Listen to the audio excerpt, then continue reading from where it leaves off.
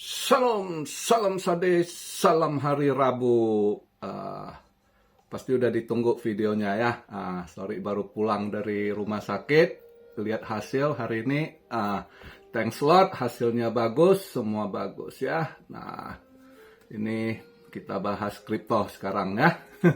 Dengan berita saja. Kita lihat nanti ya. Kita lihat dulu market. Dengan berita saja dia koreksi jangan takut serok. Kemarin yang waktu naik takut ketinggalan, bisa serok sekarang serok ya, jangan takut ya. Nanti kita bahas. Ini saya buat video market cap di 1,1 triliun 38 ya. Drop 2,8% ya. Volume naik, nah banyak yang serok, bagus. Dia walaupun drop, dia ini pada serok ya. 68,8 billion volumenya, naik 23,8% ya. Dominance agak drop dikit, turun. Kemarin kan 51,7 ya. Ini 51,6. Dan sekarang BTC, saya buat video BTC posisi di 36.393, Ethereum di 1986, BNB 235. Wah, kalau yang short BNB udah lumayan nih. Pas tahu berita dia drop, short BNB lumayan ya. Saya tadi nggak sempat ini karena di rumah sakit dari tadi pagi. Ini baru pulang. XRP 59 sen. Solana 54 dolar. Tadi sempat drop ke 53 dolar ya. Agak-agak udah ini pada serok, jadi dia udah agak naik dikit ya. Tapi bisa aja nanti agak turun dikit lagi kalau dominance-nya menguat. Tapi jangan terlalu ini serok. Matic udah lumayan, turunnya udah di 75 sen, serok lah. Kalau yang mau ambil Matic boleh tuh ya. Cosmos ya kan, boleh tuh. Filecoin. Oh, NIR lumayan kuat juga bertahan ya, $1.83, nggak terlalu drop ya. Torchen lawan arus.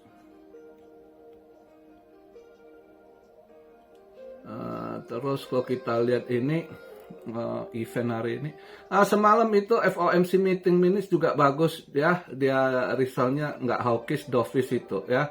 Jadi makanya market masih ini positif. Jadi serok aja, nggak usah takut gitu. Kalau malam ini eventnya jam 8.30, Core Durable Good ya. Core Durable Good-nya drop ya. Sebelumnya 0,5, ini diperkirakan forecast-nya 0,1, turun dia. Tapi di jam yang sama data gembel. Data gembel pindah hari Rabu, sekarang nggak di Kamis lagi. Nah, data gembel juga ada penurunan ya. Dia kemarin minggu kemarin 231.000. Ini forecast kali ini dia agak drop 225.000 ya. Ini kalau dia drop bisa juga dolar agak menguat. Tapi terus jam 10.30 ada crude oil juga ya. Crude oil inventory itu juga pengaruh ke dolar nanti. Ya itulah event malam ini ya. Mungkin nggak terlalu gimana. Nah, kita bahas inilah yang ditunggu. Gold semalam volatile ya, balik. Gua untung ini, gua udah TP kan, gatel nggak mau gua TP semua, profit gua tinggalin jadi atau nggak. Nggak taunya balik arah nendang, malah nggak jadi cuan. Ya udahlah, nggak rezeki kemarin ya. Tapi ya gitulah ya. Hijau dia nendang sampai ke 2004 dolar itu. Hari ini kalau saya nggak ambil, saya agak-agak ragu dia mau ke arah mana gitu ya. hari ini serok koin tambah muatan, ya. Hari ini serok koin tambah muatan, lihat dia buang gitu, ya udah tambah muatan. Oke. Nah, kita bahas Sejet. Banyak tanya, kok bahas Sejet ini tuh. Nah, jadi kalau kita lihat ini pergerakannya, mungkin ini agak-agak ini ya, santai kita bahas. Kali ini saya bahas yang tidak dibahas di channel lain ya, informasinya ya. Jadi kelihatan Choke Point 2.0 ini masih jalan, seperti yang saya bilang, mereka ini target ya kan. Kali ini itu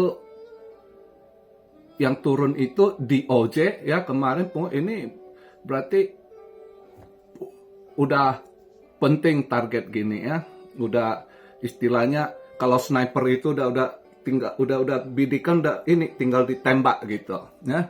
Jadi kemarin termasuk nggak pernah kan biasanya mereka petingginya langsung ini turun bareng conference ya, si Janet Yellen, terus pimpinan si DOJ,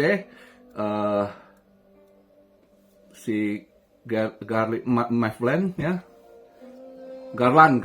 Maverick Garland ya, itu kaki tangan mereka ya, hukum di tangan dia juga ngaco, suka mereka. Jadi hari ini selain Sejet ya kita bahas, kalian saya mix keadaannya juga ya, dengan saya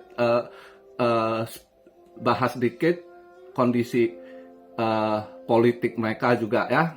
Jadi biar kalian paham itu gimana ininya. Si Maverick Garland turun, kepala DOJ ya, juga si FTC headnya. Nah, kenapa SEC kali ini nggak ikut? Nah, itu saya juga tanda tanya. Jadi kayaknya ini udah skenario cukup matang mereka rencanakan itu ya. Dan kali ini Sejet, Changpeng Zhao, Sejet itu udah istilahnya ayam udah dipotong leher itu ya. Ayam udah kena potong leher, dan dia mengakui, saya baca berita, dia mengakui kesalahan dan dinyatakan plead guilty ya. Berarti Anda guilty, mengaku bersalah gitu.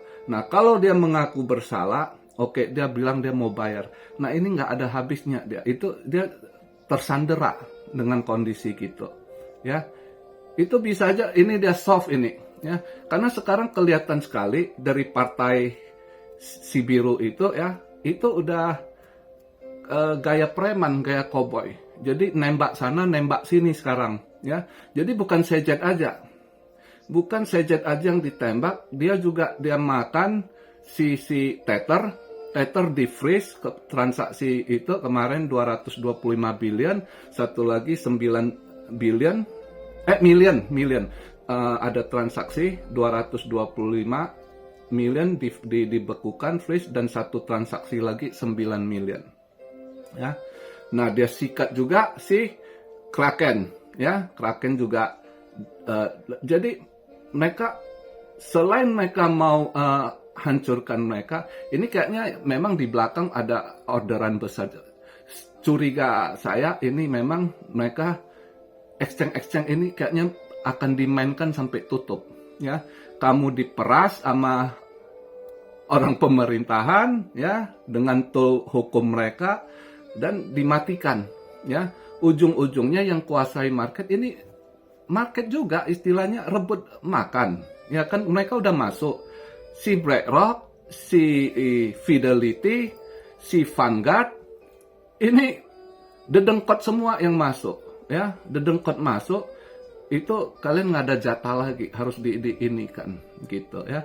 Jadi kalau udah kebaca, kalau lihat dari sekarang ini ya, saya rasa si Sejet juga udah understand, dia udah sadar gitu, dia nggak mampu dia lawan ya. Anda mau lawan gimana sekarang dengan mereka? Anda siapa gitu? Changpeng Zhao, iya kamu bilioner, jangankan kamu ini, kamu bukan warga Amerika lagi gitu. Yang mantan presidennya sendiri ya, mantan presidennya si Trump aja mereka mainkan sampai pusing 7 keliling ya. Begitu juga mereka mainkan Trump ini niatnya apa? Mereka mau si Trump masuk penjara, lawan politiknya itu mau mereka penjarakan gitu, ya, dengan segala track gitu ya. Dia akan terus dibuat dengan berbagai jerat hukum ya, karena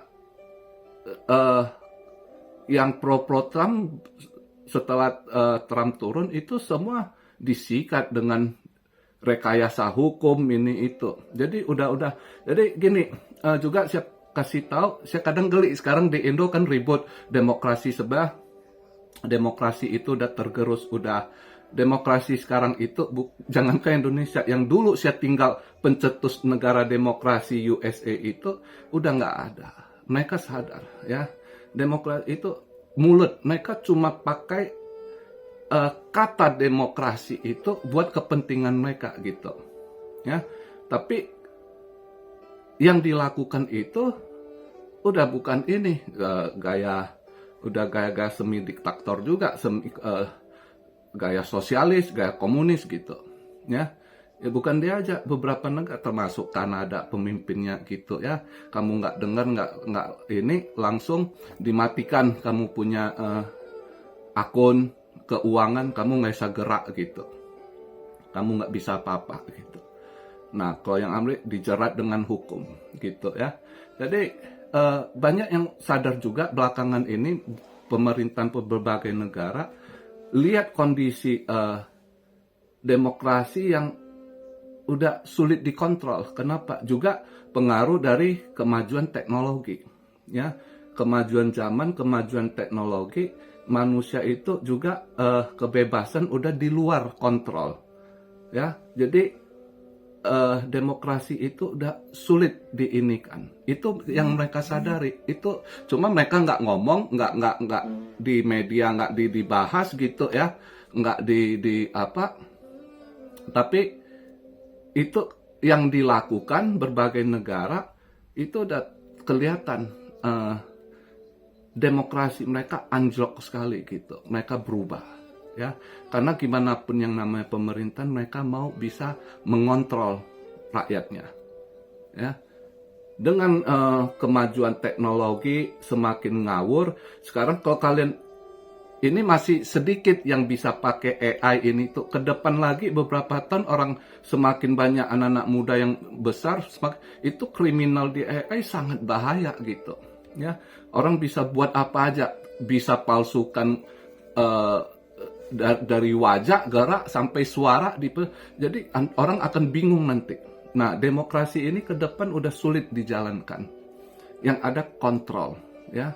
Nah kemana arah future-nya kita nggak tahu, ujungnya pasti manusia dikontrol.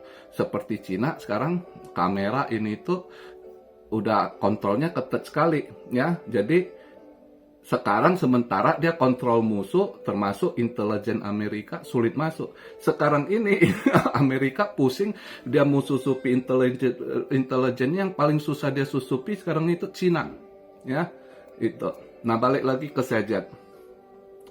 Nah Sejet kondisi saat begini, kalau kita lihat Binance, ini kan takut banyak yang Binance akan bangkrut, tutup kayak FTX. Saya rasa dia nggak akan FTX langsung. Dia mungkin akan pelan-pelan mundur, pelan-pelan ini nutup. Tapi yang udah jelas pasti mereka akan hilang. Saya yakin berapa tahun kemudian, I don't know, mungkin 2-3 tahun kemudian udah nggak ada gitu. Ya, tapi saya yakin karena Sejet orangnya sampai hari ini dia bertanggung jawab. Ya, orang suka sama Sejet, sangat suka. Dia pedagang, dia bukan orang politik, cuma masuk ke dalam permainan ini, ya. Dedengkot itu, ya kan, ekonomi politiknya sangat lihai dan mereka menguasai lapangan gitu, ya.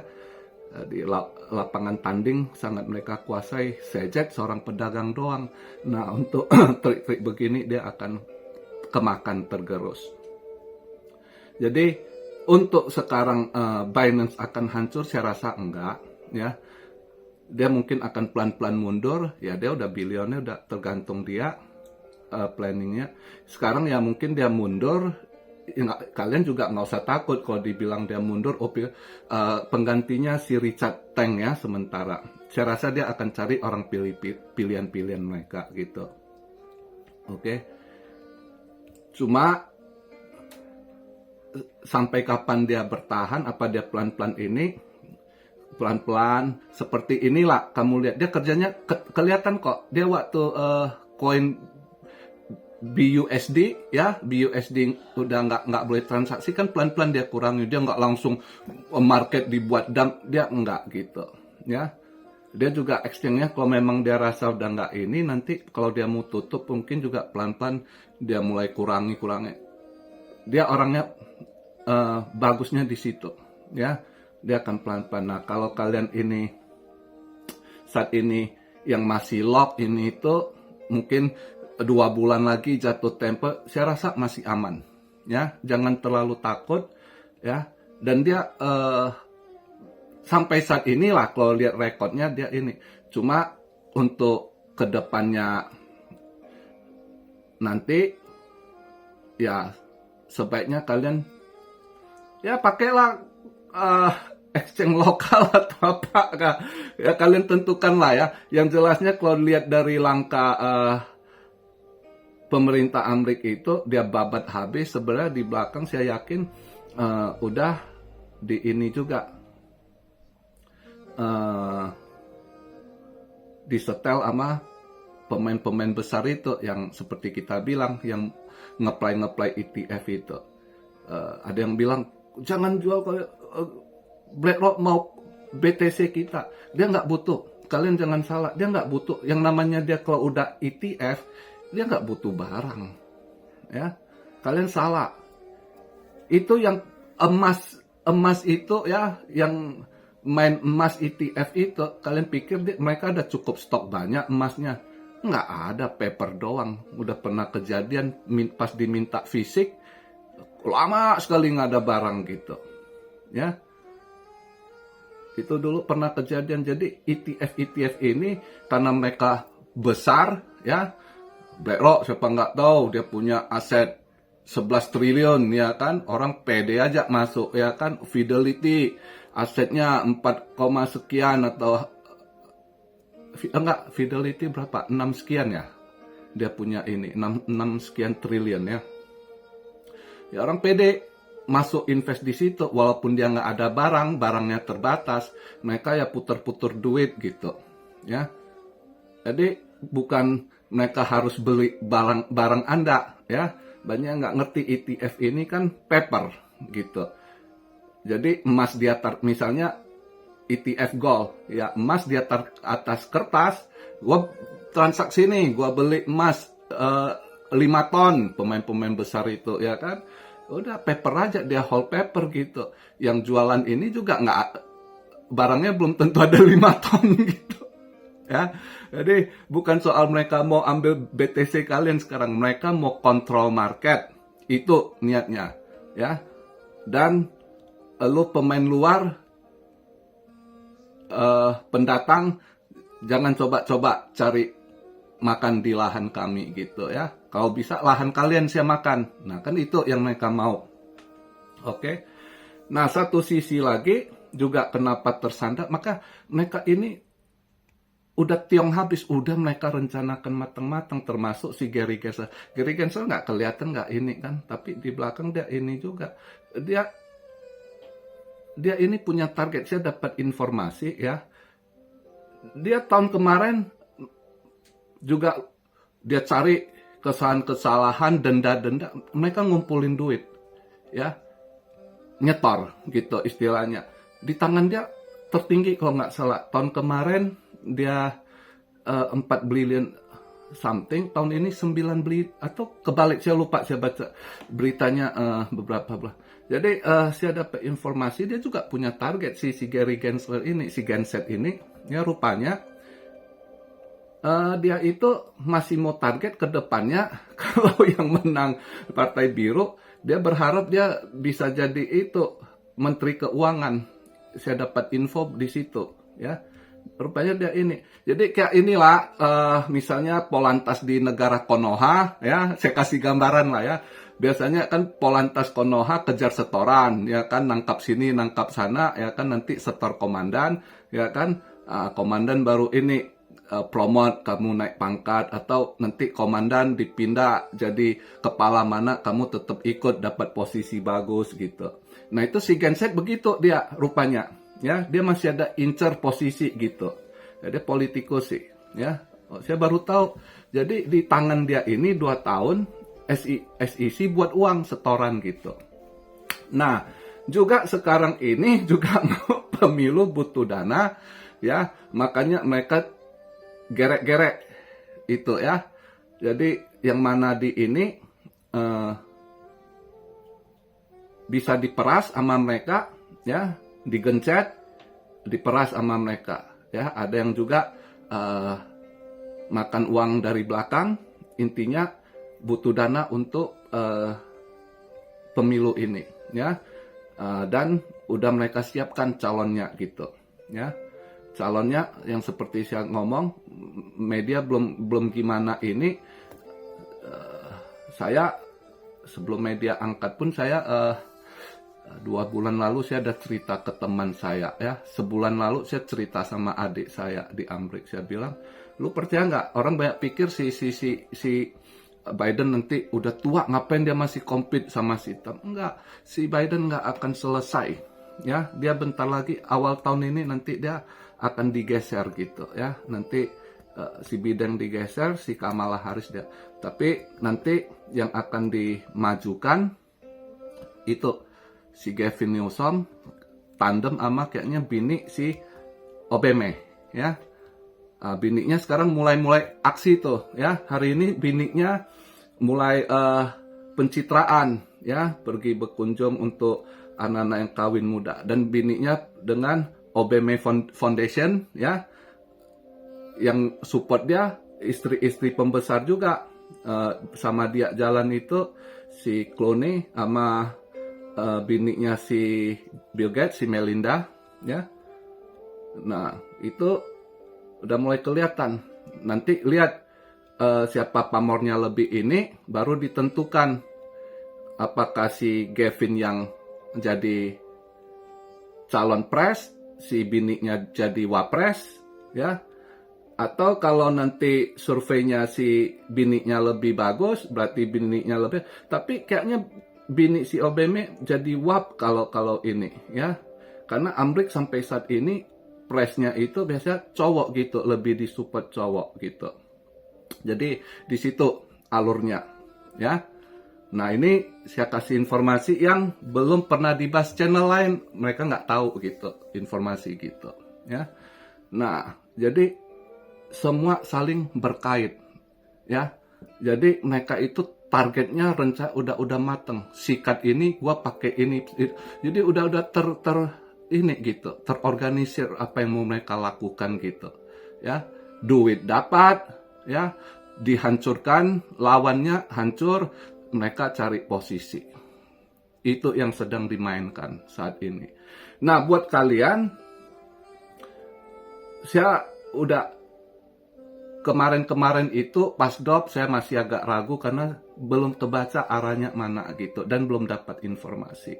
Karena kita takut market crash, Anda kena wipe, ya. Nah ternyata alurnya udah kita dapat, ya. Ini kedepannya kemungkinan yang saya dapat kabar, Fed lebih cepat akan potong rate, ya. Market akan jalan nanti tahun 2024 ini, ya. Market akan dipoles sedemikian cantik, ya, seolah-olah mereka baik-baik. Nanti akan ditiupkan isu Fed akan soft landing, ya, akan soft landing. Wah, kelihatan orang akan percaya. Wow, saham naik hijau, ekonomi bagus, kripto naik. Kripto kemungkinan bisa aja 2024 ini bisa terjadi kripto, wow, hit, tapi nanti bisa terjadi kripto bubble, hati-hati, ya. Seperti .com bubble. Nah, itu yang harus kita waspada. Oke. Nah, tapi 2024 ini saat mereka election awal-awal tahun ini, ya, itu akan dipoles bagus. Dan interest rate turun, udah pasti dia akan QE. QE baru ada duit siram ke market, ya. Mau dia diam-diam atau apapun, ya, dia QE, tetap yang penting ada dana siram market. Oke. Nah, padahal sebenarnya kalau dihitung para ekonom yang paham, ya, itu repo marketnya udah lampu merah darurat gitu. Tapi akan kelihatan para pakar ekonomi yang prediksi akan crash akan sementara orang pikir mereka salah analisa, ya. Sebenarnya bukan salah analisa, ketunda karena dimanipulasi, dimainkan sedemikian rupa sama mereka. Nanti setelah terpilih, setelah dilantik jadi presiden, saat itu baru, nah lihatlah market total terbuka semua gitu, ya. Itu aja yang bisa saya sampaikan. Jadi serok kondisi saat ini ada serok stok untuk tahun depan karena dia akan lakukan cut rate, ya, akan cut rate dan QE, ETF menyusul, itu market akan bisa aja tiba-tiba parabolik, bisa kemungkinan, ya, kalau saat mereka mau buat ini. Oke. Jadi jangan takut yang ada, kok gua sangkut dikit udah teriak, hold, tahan gitu. Mudah-mudahan ya koin yang kamu pegang koin bagus, jangan koin nggak tahu juntung, ya saya nggak tahu gitu. Tapi kalau Anda tahu, Anda udah riset koin Anda itu bagus, ya hold aja gitu, tunggu tahun depan gitu, ya. Jadi begitu aja hari ini. Agak panjang videonya, itu saya bahas poin-poinnya, ya, nggak perlu bertele-tele. Oke. Nah, setelah dapat informasi, kalian olah sendiri, kalian tentukan sendiri. Saya masih tetap katakan kepada Anda, saya bukan financial advisor Anda. Saya hanya berbagi analisa informasi yang saya dapat. Dan kalian tahu, sering kalian dapat informasi yang tidak dapat di luar. Sebelum terjadi, saya udah kasih tahu. Contohnya, akan ada impeach ke Biden, ini itu terjadi. Banyak hal yang ini, ya. Jadi, itu. Dan kembali kalian dapat info, ya kalian harus ngolah. Langkah kalian mau gimana, manajemen kalian gimana, ya kan? Oke. Nah, besok saya baru bahas lagi ini karena udah panjang soal TP. Kemarin ada yang tanya TP gimana ini itu. Nah, saya coba ini lagi besok, ya. Oke. Salam Syario dari Tokyo. God bless you all. Be blessed, be blessed, be blessed. Immanuel. Haleluya.